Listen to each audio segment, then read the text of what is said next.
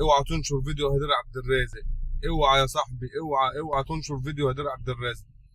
انا باسم عيسى من قناه التاريخ اهلاوي. انا اصلا بقدم محتوى للنادي الاهلي، بس في ظل ان الترند اللي طالع بتاع هدير عبد الرازق، فانا طلعت حبيت اقول نصيحه لوجه الله من اخوك الصغير. خدها من اخوك الصغير.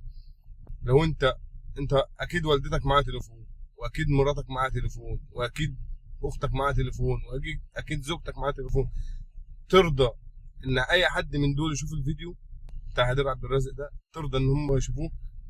طالما ما ترضاش، لو انت عندك نخوه ومش عايزهم يشوفوه، ما تساعدش على انتشاره.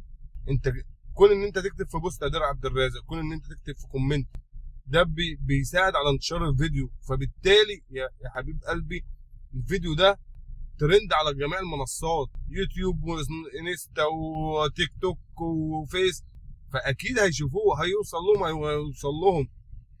فبالله عليكم يا شباب، بالله عليكم، ما حد يرفع الفيديو، ما حد ينزل صوره، ما حد يكتب كومنت ولا يكتب بوست في كلمه هدير عبد الرازق.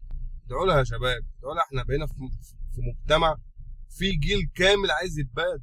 بقينا في مجتمع وحش قوي.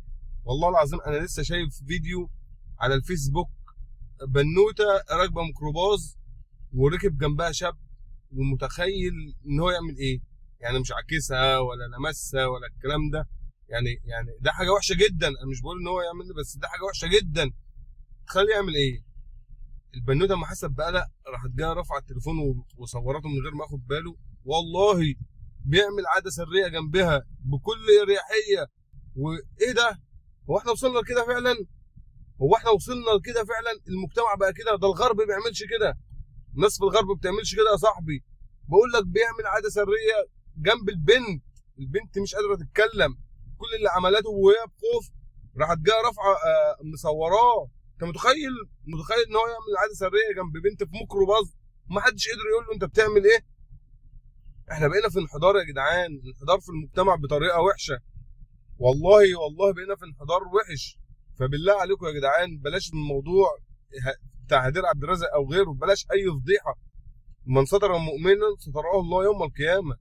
استر يا صاحبي، استر عشان تلاقي اللي يسترك. وبرضه في نفس الوقت في مصلحتك ان امك او اختك او زوجتك ما حدش يشوف الفيديو.